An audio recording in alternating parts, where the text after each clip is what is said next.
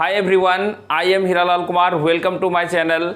आप लोगों को आज मैं जीएस पार्ट 2 यानी कि सुपर 30, जिसमें कि आपको 30 क्वेश्चन होंगे। सबसे फर्स्ट जो क्वेश्चन दिया हुआ है कि घेघा रोग, इससे जो क्वेश्चन पूछा जाता है घेघा रोग किसकी कमी से होता है, तो घेघा रोग आयोडीन की कमी से होता है। अब सर घेघा रोग होता क्या है, तो देखते होंगे कि पहले गांव में जो है कि गला के यहाँ पर जो है कि बहुत बड़ा सा फूल जाता था, उसी को क्या कहा जाता है, घेघा रोग, और इंग्लिश में ग्वाइटर रोग कहते हैं। अब दूसरा क्वेश्चन है, ये क्वेश्चन आपके एसएससी में प्रीवियस ईयर में पूछे गए हैं कि लेंस की क्षमता को किस में मापते हैं। लेंस की क्षमता को हम लोग डायऑप्टर में मापते हैं, यानी कि लेंस की क्षमता का क्वेश्चन पूछा जाएगा कि लेंस की क्षमता का एसआई मात्रक क्या होता है, तो डायऑप्टर होता है। नेक्स्ट देखिए, ये 3 नंबर भी बहुत ही ज्यादा इंपॉर्टेंट क्वेश्चन है, बहुत बार एग्जाम में पूछा गया है। हाइग्रोमीटर, हाइग्रोमीटर से क्या मापा जाता है, तो हाइग्रोमीटर से आपेक्षिक आर्द्रता मापी जाती है। रेडियोधर्मिता, रेडियोधर्मिता की खोज किसने की थी, तो रेडियोधर्मिता की खोज हेनरी बेकुरल ने की थी। किसने किया था, हेनरी बेकुरल ने किया था। रेडियोधर्मिता को इंग्लिश में रेडियो एक्टिविटी कहते हैं, रेडियो एक्टिविटी कहते हैं, जिसका खोज हेनरी बेकुरल ने किया था। ये सभी क्वेश्चन बार बार रिपीटेड हुए हैं आपके प्रीवियस ईयर में। देखिए ये क्वेश्चन 5 नंबर क्वेश्चन जो बहुत ही ज्यादा बार पूछा जाता है कि सर्वदाता ब्लड ग्रुप कौन सा है। सर्वदाता मतलब वैसा पर्सन जिसके शरीर में ब्लड हो जो सभी लोगों को दे सकता है, यानी कि इसको इंग्लिश में यूनिवर्सल डोनर कहते हैं। क्या कहते हैं, यूनिवर्सल डोनर ग्रुप जो है कौन सा ग्रुप कहलाता है, ओ ग्रुप जो है कि यूनिवर्सल डोनर कहलाता है। लेकिन बीपीएससी के एग्जाम में आपको पूछा गया था यूनिवर्सल, आपसे पूछा गया था यूनिवर्सल एक्सेप्टर। यूनिवर्सल एक्सेप्टर कौन सा ग्रुप होता है, यानी सर्वग्राही, उसके शरीर में कोई भी ब्लड है, कोई भी ग्रुप का ब्लड जो है कि मिल जाएगा सर्वग्राही, यानी कि सभी जो है कि उसको कोई भी आदमी जो है कि ब्लड दे सकता है, यानी कि सर्वग्राही जो है कि एक्सेप्टर होना चाहिए। तो यूनिवर्सल एक्सेप्टर कौन सा ग्रुप होता है, ए बी ग्रुप होता है, तो इसको ध्यान रखिएगा। यानी सर्वदाता समूह कौन हो गया, ओ ग्रुप का हो गया। सर्वग्राही यानी यूनिवर्सल एक्सेप्टर कौन हो गया, ए बी हो गया। ये दोनों क्वेश्चन बहुत ही ज्यादा मायने रखेंगे।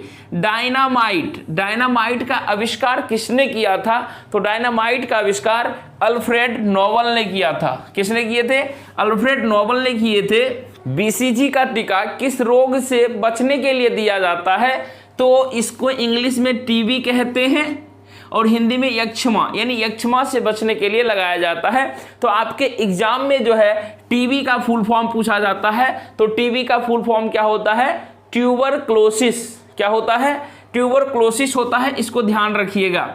आवृत्ति, आवृत्ति मतलब क्या हो गया, फ्रीक्वेंसी, फ्रीक्वेंसी का जो है कि मात्रक क्या होता है, फ्रीक्वेंसी को हम लोग किस में मापते हैं। लैंग्वेज देखिए चेंज करेगा एग्जाम में कि आवृत्ति का मात्रक नहीं पूछेगा, पूछेगा आवृत्ति को हम लोग किस में मापते हैं, तो आवृत्ति को हम लोग किस में मापते हैं, हर्ट्ज में मापते हैं। हर्ट्ज को किससे डिनोट किया जाता है, HZ से डिनोट किया जाता है।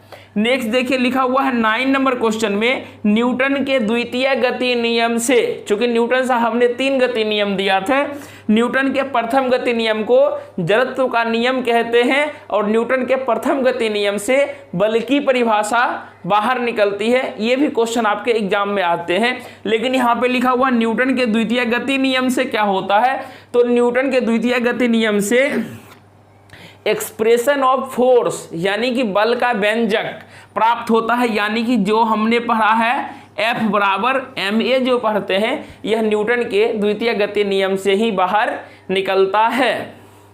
चलिए अब देखिए एक नेक्स्ट क्वेश्चन है 10 नंबर, आकाश का नीला दिखाई देना। हम लोग आकाश जो है देखते हैं तो वह नीला दिखाई देता है, क्यों ऐसा होता है, तो प्रकाश का प्रकीर्णन के वजह से ऐसा होता है, यानी scattering of light, scattering of light के वजह से आकाश जो है कि हमारा नीला दिखाई देता है।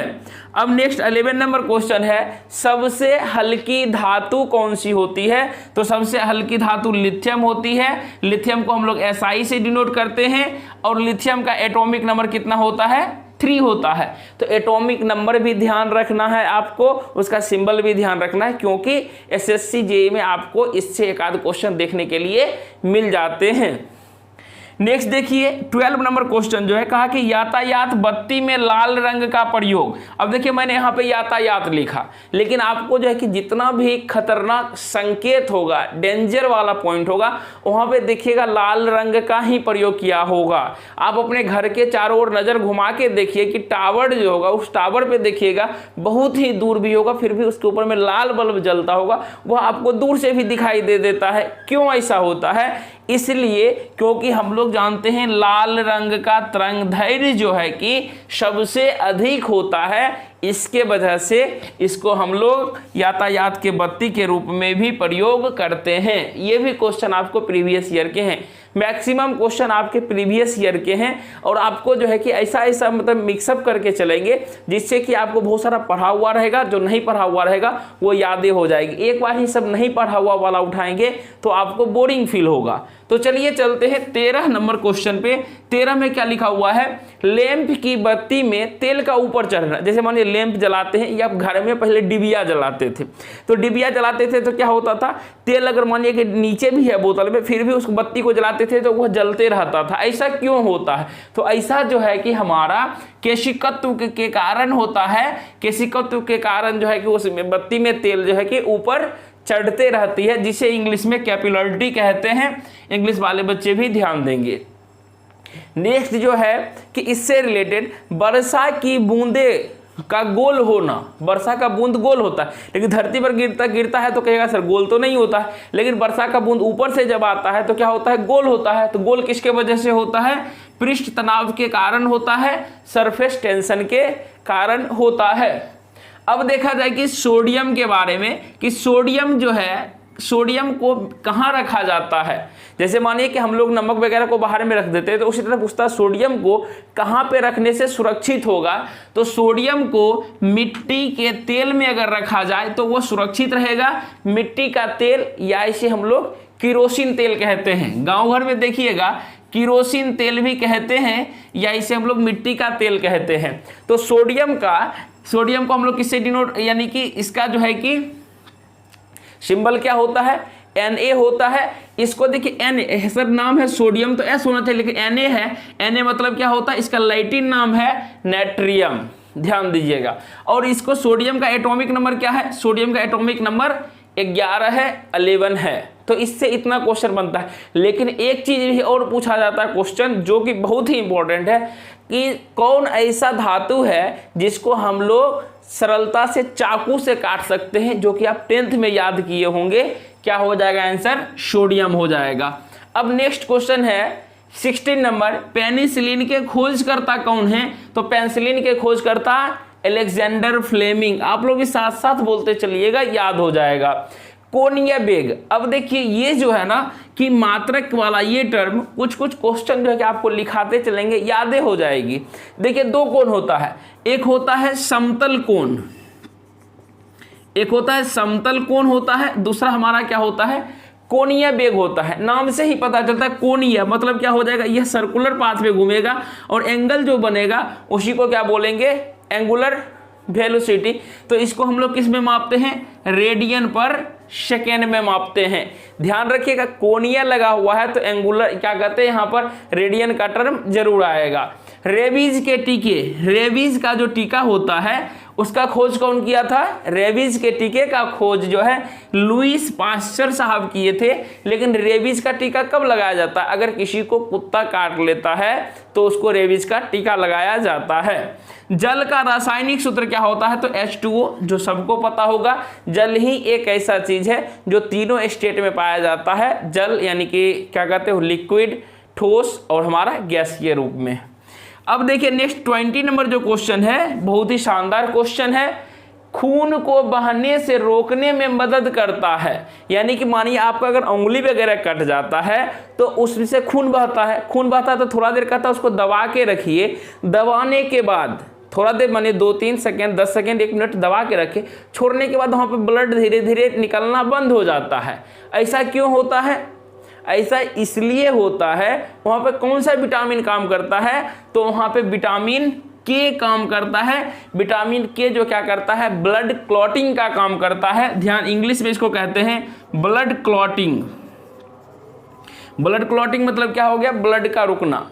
अब देखिए इससे और क्वेश्चन कैसे पूछा जा सकता है कि रक्त का थक्का बनना किस विटामिन के वजह से होता है, तो विटामिन के की वजह से रक्त का थक्का बनता है। आप लोग लिख लीजिएगा, रक्त का थक्का बनना विटामिन के वजह से होता है। 21 में देखिए लिखा हुआ है एल्केन का सूत्र क्या होता है, केमिस्ट्री का क्वेश्चन है।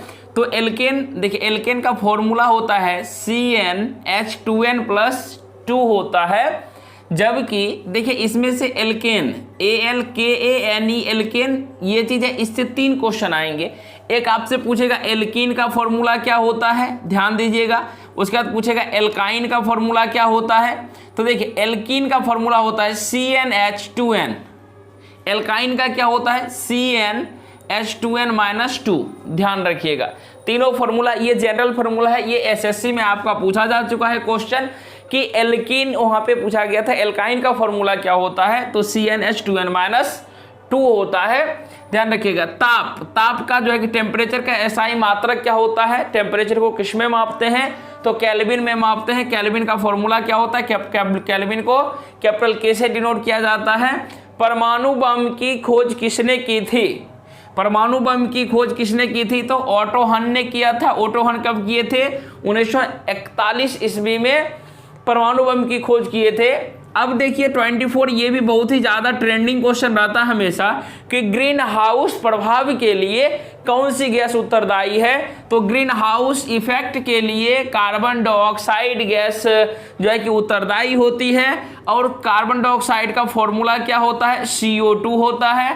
कार्बन डाइऑक्साइड को हम लोग ड्राई आइस भी कहते हैं। ड्राई आइस मतलब क्या हो गया, सूखा बर्फ भी कहते हैं, यानी कि सूखा को हम लोग स्टैंडर्ड भाषा में बोले तो सूक्ष्म बर्फ भी कहते हैं। नेक्स्ट देखिए ग्लूकोज। ग्लूकोज का रासायनिक सूत्र क्या होता है, जो कि देखिए बहुत ही ज्यादा इंपॉर्टेंट है। ग्लूकोज का रासायनिक सूत्र होता है C6H12O6 होता है। चीनी का फॉर्मूला होता है C12H22O11। और आपसे क्वेश्चन आता है कि कीड़ों का अध्ययन, देखिए अध्ययन वाला से क्वेश्चन आपको रहेगा ही रहेगा एग्जाम में। फलों के अध्ययन को क्या कहते हैं, सब्जियों के अध्ययन को क्या कहते हैं, मछली पालन के अध्ययन को क्या कहते हैं, मत्स्य पालन के अध्ययन को क्या कहते हैं। तो देखिए उसी तरीके से अभी हम पढ़ा रहे हैं कीड़ों का अध्ययन क्या कहलाता है, तो कीड़ों का अध्ययन क्या कहलाएगा, एंटोमोलॉजी। देखिए अब याद आपको कैसे रहेगा, एंट, देखिए कीड़ा मकोड़ा में क्या आता है, चींटी वगैरह आता है ना, चींटी का आंसर क्या हो, चींटी को इंग्लिश में क्या कहते हैं, एंट कहते हैं, इसलिए कीड़ों के अध्ययन को एंटोमोलॉजी कहा जाता है। अम्ल का स्वाद, देखिए यहाँ पे अम्ल का इंग्लिश क्या होता है, एसिड। यहाँ से पूछा गया कि एसिड अम्ल का स्वाद कैसा होता है, तो हम लोग सर याद किए हैं अम्ल का स्वाद क्या होता है, खट्टा होता है। जबकि क्षार, यानी कि क्षार मतलब क्या होगा, बेस का स्वाद कैसा होगा, तो बेस का स्वाद जो है कि वह तीखा होगा। बेस का स्वाद कैसा होगा, तीखा होगा, बिटर होगा, जबकि यह हमारा शोर होगा। एक वर्ड बता रहे हैं पीएच स्केल, तो सबसे पहला क्वेश्चन आएगा कि पीएच स्केल का आविष्कार किसने किया था, तो पीएच स्केल का आविष्कार जो है कि सोरेनसन ने किया था। किसने किया था, सोरेनसन ने किया था।